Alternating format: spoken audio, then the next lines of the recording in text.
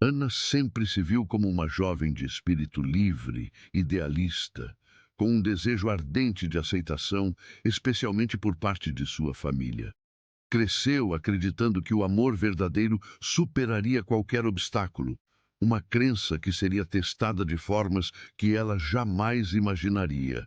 Foi nesse cenário de sonhos e expectativas que Pedro entrou em sua vida, um furacão de carisma e charme que a varreu para longe da realidade. Pedro era o tipo de homem que preenchia um cômodo com sua presença.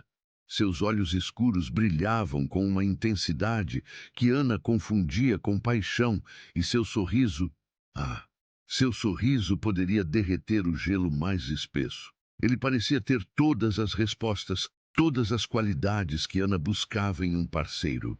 Mas, por trás daquele verniz de perfeição, espreitava um passado misterioso, sussurrado em meias palavras, e traços de personalidade que, a princípio, Ana ignorou. Ele era sutilmente manipulador, um controlador velado, mas a paixão ofuscava qualquer sinal de alerta.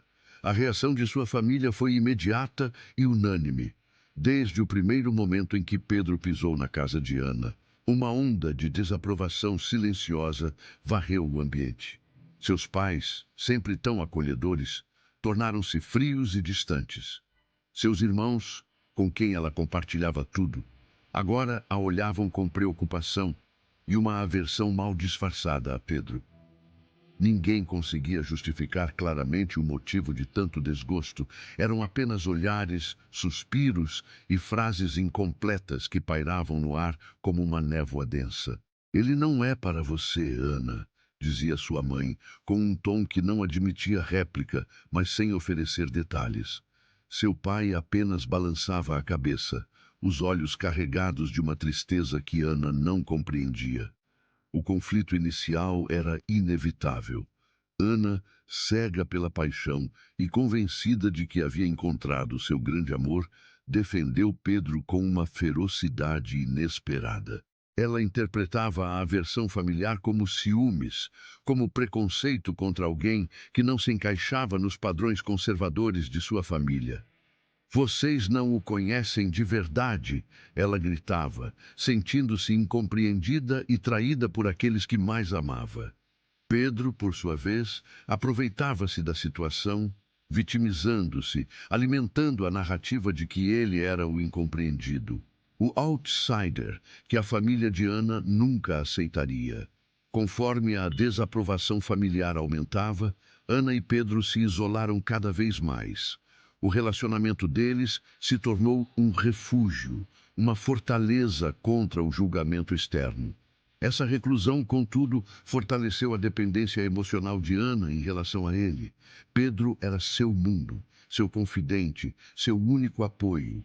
Pequenos sinais de alerta, como as vezes em que ele a impedia de sair com as amigas, ou as críticas veladas sobre suas roupas e escolhas, eram ignorados. Ana os via como prova do amor e cuidado dele, não como controle. Ela estava tão desesperada para provar que sua família estava errada que não conseguia enxergar a verdade. A vida seguiu seu curso, mas a tensão com a família de Ana era uma ferida aberta que nunca cicatrizava. As datas comemorativas se tornaram um campo minado de silêncios incômodos e discussões veladas. Então, o convite para o Natal em família chegou. Não era apenas um convite, era um ultimato. A mensagem implícita era clara. Ana precisava escolher. Ou ela viria sozinha, deixando Pedro de lado, ou tentaria integrá-lo, ignorando todos os avisos e preocupações que sua família havia expressado ao longo dos meses. O Natal, a época de união e celebração, prometia ser o palco para um confronto inevitável. Ana sentiu um calafrio percorrer sua espinha. Ela sabia que este Natal mudaria tudo. Antes de continuarmos, inscreva-se no canal e nos diga nos comentários de onde você está assistindo. O convite de Natal pairava no ar como uma sentença. Ana sabia que não poderia simplesmente ignorar a família, nem Pedro. A ideia de passar a data mais familiar do ano sem ele era impensável. dada a dependência emocional que havia desenvolvido. Com um misto de esperança ingênua e uma ansiedade crescente, ela tentou convencer Pedro a ser o homem charmoso e cativante que ela conhecera, aquele que a família, talvez, pudesse aceitar. Ao mesmo tempo, implorou aos pais e irmãos que dessem a Pedro uma chance genuína, que olhassem além das primeiras impressões. A tensão, contudo, era palpável, densa como o ar antes de uma tempestade. Os preparativos para o Natal se transformaram em um campo minado de emoções e expectativas. Ana caminhava sobre ovos, tentando equilibrar as exigências de Pedro com as preocupações da família. Sua família é tão tradicional, ele comentava, com um tom de escárnio mal disfarçado, enquanto Ana tentava escolher a roupa perfeita para a ceia. Eles parecem viver em outro século, acrescentava sempre em tom de brincadeira, mas com um olhar que denunciava um julgamento severo. Pequenos comentários depreciativos eram lançados aqui e ali, como dardos envenenados, sempre disfarçados de humor ou de uma observação inocente. Se Ana expressava qualquer desconforto, Pedro rapidamente se vitimizava. Estou apenas tentando me encaixar, meu amor. É difícil quando eles me olham como se eu fosse um alienígena. Esses pequenos incidentes, antes facilmente descartados, começaram a criar rachaduras na confiança inabalável de Ana.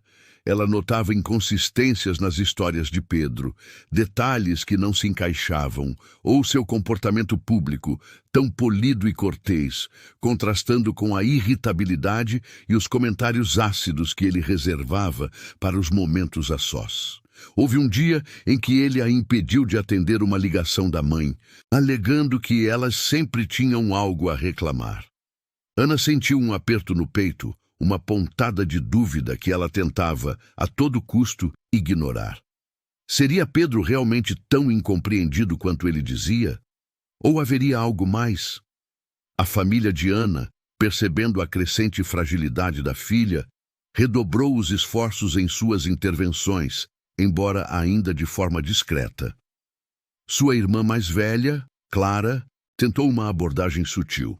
Ana, você já reparou como o Pedro evita falar sobre o passado dele? Perguntou durante um almoço. Parece que ele não tem amigos antigos, não é estranho? Ana defendeu Pedro, é claro, mas a semente da dúvida fora plantada. Seu pai, em um momento de rara franqueza, disse: Filha, a gente só quer o seu bem. Às vezes, o amor nos cega para certas coisas. As palavras eram vagas, mas o peso delas era imenso, aumentando o mistério e a ansiedade de Ana. Ela sentia-se dividida entre a lealdade a Pedro e a intuição que começava a gritar em seu interior. Enquanto as dúvidas de Ana cresciam, o controle de Pedro se intensificava. Ele a isolava ainda mais, argumentando que a família dela estava contra eles, que tentavam sabotar o amor puro e verdadeiro que os unia. Eles não querem ver você feliz, Ana, ele sussurrava, enquanto a abraçava, fazendo-a sentir-se a única pessoa que o compreendia. As saídas com amigas tornaram-se raras, sempre com um "Por que não ficamos juntos, meu amor? Eles não te dão valor como eu." Ana, exausta pela batalha constante entre sua lealdade e as crescentes preocupações, cedia. Ela estava à beira de um precipício emocional, sem perceber que cada passo a afastava mais de si mesma. A véspera de Natal finalmente chegou, envolvendo a casa da família de Ana em um silêncio carregado de expectativas tensas. As luzes piscavam na árvore, refletindo nos olhos de Ana uma mistura de esperança e um pressentimento sombrio. Ela vestiu o vestido que Pedro havia aprovado, sentindo-se mais uma personagem em uma peça do que ela mesma. O cheiro da ceia que sua mãe preparava, normalmente tão reconfortante, agora parecia sufocante. Ana sabia que aquela noite não seria apenas uma celebração. Seria um teste, um ponto de virada. Ela sentia que algo estava prestes a explodir e não tinha certeza se conseguiria segurar os pedaços. O jantar de Natal começou com uma falsa cordialidade que era quase insuportável.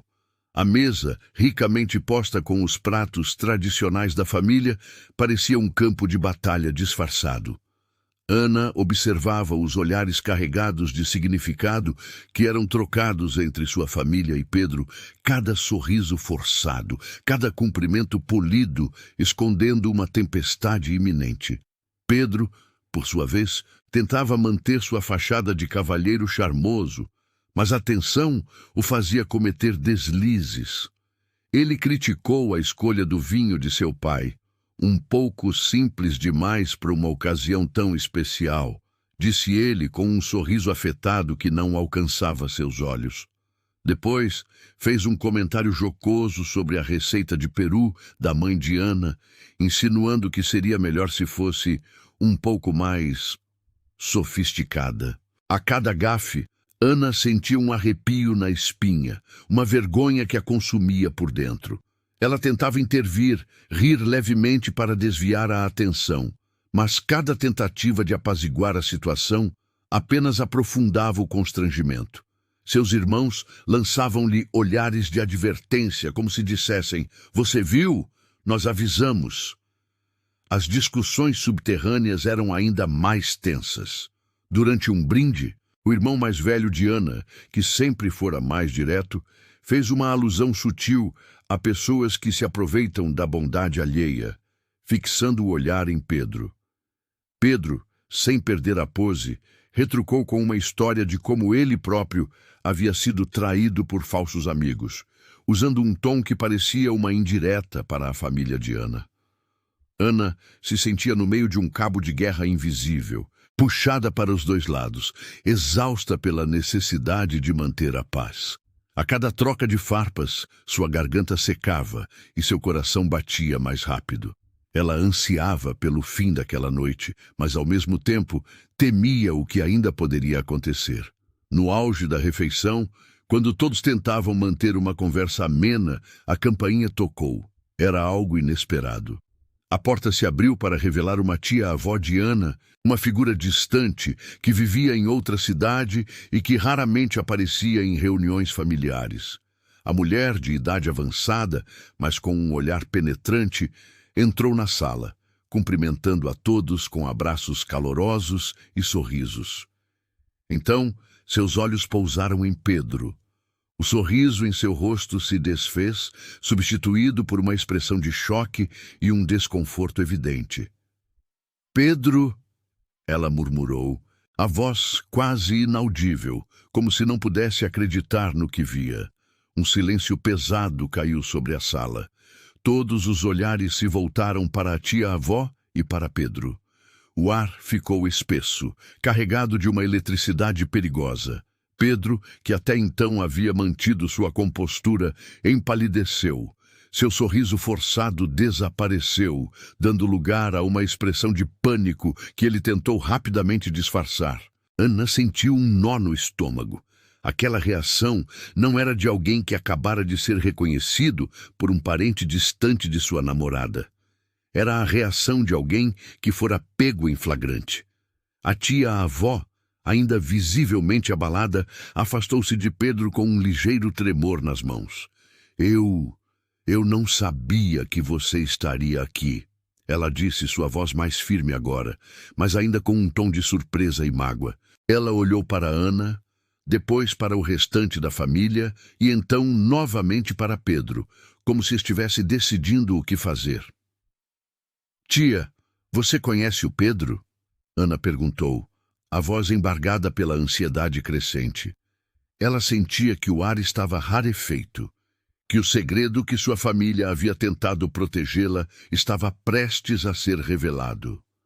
O parente distante hesitou, seus olhos marejados, lançando um olhar de advertência a Pedro que parecia suplicar com os olhos para que ela se calasse.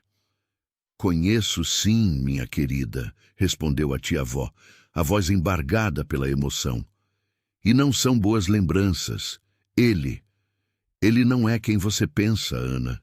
Ele fez coisas terríveis no passado, coisas que machucaram muito uma pessoa que eu amava. A revelação caiu como uma bomba no silêncio da sala. Ana sentiu o chão sumir sob seus pés. O rosto de Pedro estava lívido, seus olhos fixos na tia-avó, uma mistura de medo e raiva em seu olhar. A família de Ana observava a cena com uma tristeza silenciosa, seus rostos confirmando a verdade das palavras da tia-avó. Ana não conseguia mais ignorar as pistas, os avisos velados. A intuição que ela havia tentado sufocar por tanto tempo agora gritava em seus ouvidos. Seu mundo, construído sobre a imagem de um Pedro perfeito e incompreendido, desmoronava diante de seus olhos. O jantar de Natal havia se transformado em um palco para uma verdade inconveniente, e Ana sabia que nada seria como antes. A confrontação era inevitável. Após a bomba lançada pela tia-avó, Ana sentiu uma necessidade urgente de entender a extensão daquele passado sombrio.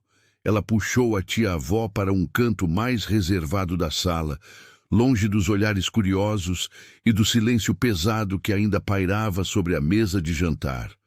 O coração de Ana batia descompassadamente, uma mistura de medo e uma raiva crescente. Tia, por favor, me conte. O que ele fez? Quem é essa pessoa que ele machucou? Ana suplicou, a voz embargada, os olhos fixos nos da parente. A tia-avó, com um suspiro profundo e um olhar de profunda tristeza, começou a desenrolar a teia de mentiras de Pedro. Ela revelou que Pedro, anos antes, havia se envolvido com sua sobrinha neta, uma jovem inocente e apaixonada. Ele a havia seduzido, prometido um futuro juntos, e então, quando ela descobriu estar grávida, Pedro simplesmente desapareceu, deixando-a sozinha e desamparada. Não apenas isso, mas antes de sumir, ele havia convencido a jovem a investir todas as suas economias e as da família em um negócio promissor que nunca existiu. Um golpe bem arquitetado que os deixou em uma situação financeira desesperadora. Ele é um vigarista, Ana. Um lobo em pele de cordeiro. Ele se aproveita das pessoas, as destrói e segue em frente como se nada tivesse acontecido, a tia-avó concluiu, as lágrimas escorrendo pelo rosto marcado pela dor. Ana sentiu o estômago revirar. Aquilo era muito mais grave do que qualquer coisa que ela pudesse ter imaginado. O choque inicial deu lugar a uma fúria fria. Ela se afastou da tia-avó, o olhar fixo em Pedro, que, alheio à conversa, tentava disfarçar seu nervosismo com um sorriso forçado e uma taça de champanhe. Ana sabia que precisava confrontá-lo, mas não ali, não naquele momento, não com tantos olhos curiosos e mentes ansiosas. Mais tarde, quando a ceia finalmente se desfez e os convidados começaram a se dispersar, Ana chamou Pedro para uma conversa privada.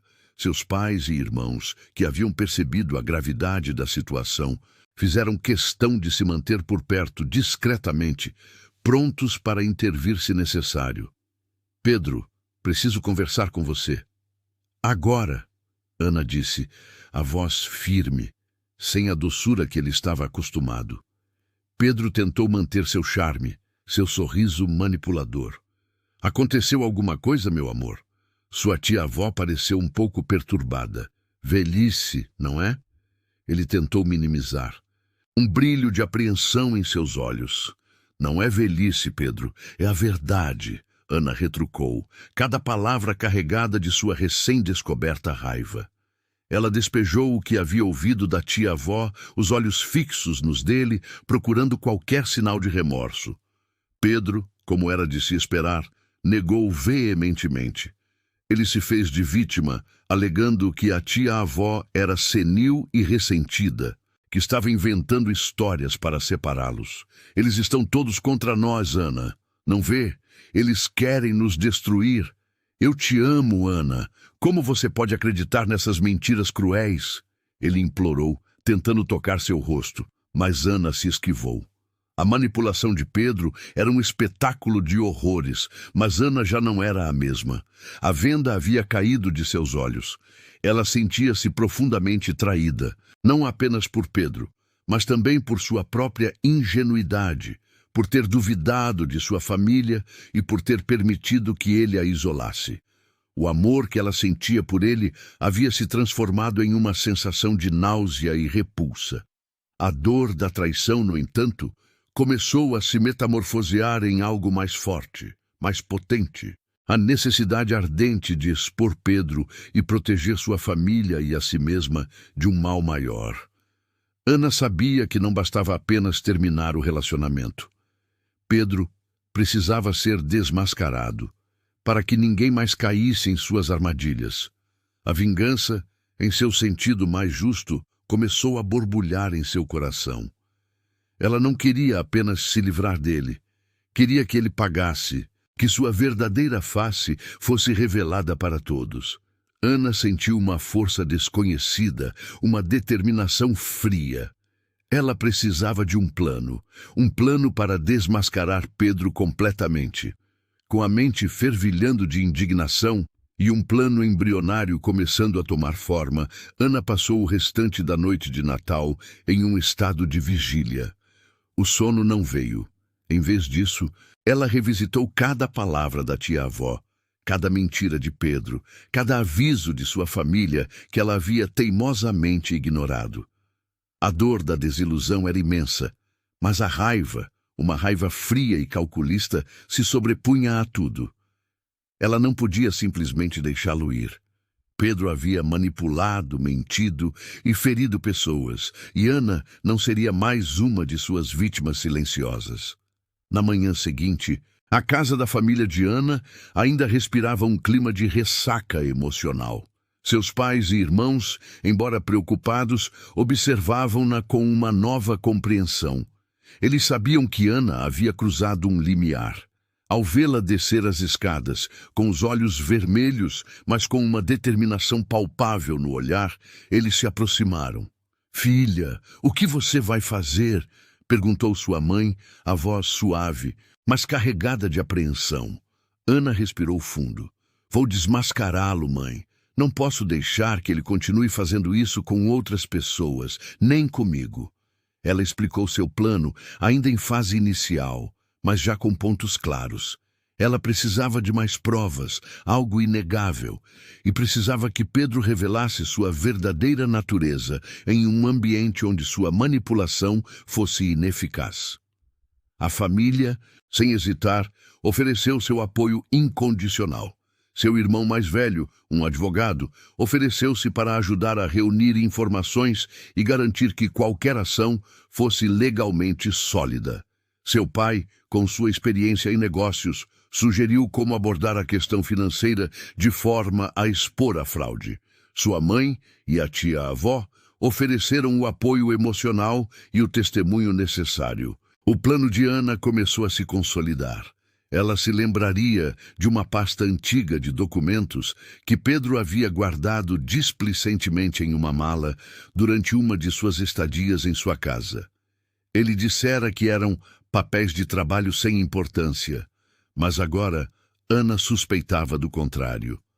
À noite, enquanto Pedro estava distraído com uma falsa reconciliação que Ana habilmente encenou para não levantar suspeitas, ela vasculhou a mala.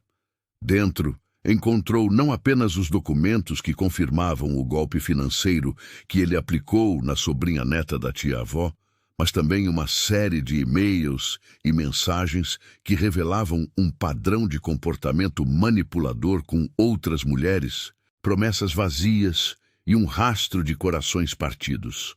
Havia até mesmo um extrato bancário de uma conta secreta para onde ele desviava o dinheiro de suas vítimas. Com as provas em mãos, a necessidade de um confronto público tornou-se ainda mais urgente. Ana decidiu que o cenário perfeito seria o almoço de despedida que a família sempre organizava para os parentes que vinham de longe, antes de retornarem para suas casas.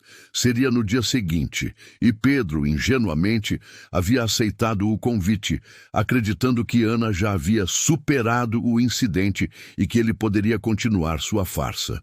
No dia do almoço, a tensão na casa de Ana era quase palpável, mas disfarçada por uma fachada de normalidade. Pedro chegou pontual, exibindo seu sorriso charmoso e sua postura confiante. Ele tentou beijar Ana, mas ela se esquivou sutilmente, alegando um leve resfriado. Durante a refeição, ele tentou retomar seu papel de namorado perfeito, fazendo piadas, elogiando a comida e até mesmo tentando flertar com outras primas, sem perceber o olhar gélido de Ana e a vigilância discreta de sua família. Quando o almoço estava chegando ao fim e os convidados começavam a se servir de café, Ana se levantou, chamando a atenção de todos com um leve toque em sua taça. Gostaria de fazer um brinde, ela disse, a voz firme, embora seu coração batesse como um tambor. Pedro sorriu, complacente, imaginando que seria um brinde a eles, ao amor que superou as adversidades. Gostaria de brindar, Ana continuou, seus olhos fixos nos de Pedro, que de repente perderam o brilho. À verdade. Às vezes a verdade é dolorosa, mas é sempre libertadora. Ela estendeu a mão e pegou a pasta de documentos que seu irmão havia deixado discretamente em uma cadeira próxima. Pedro, você se lembra desses documentos? O sorriso de Pedro congelou.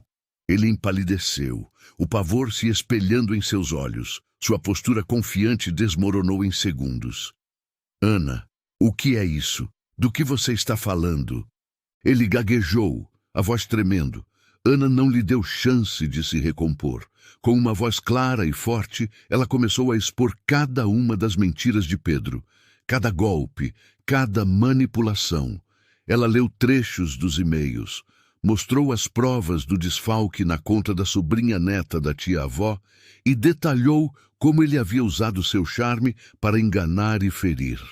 Cada palavra de Ana era como um golpe, desferido com precisão cirúrgica. A sala estava em silêncio, apenas a voz de Ana ecoava e o som abafado do choro da tia-avó. Pedro, encurralado, tentou a tática de sempre. Ana, você está louca! Eles te manipularam! Essa sua família nunca gostou de mim! Ele gritou, tentando virar a situação contra ela e sua família.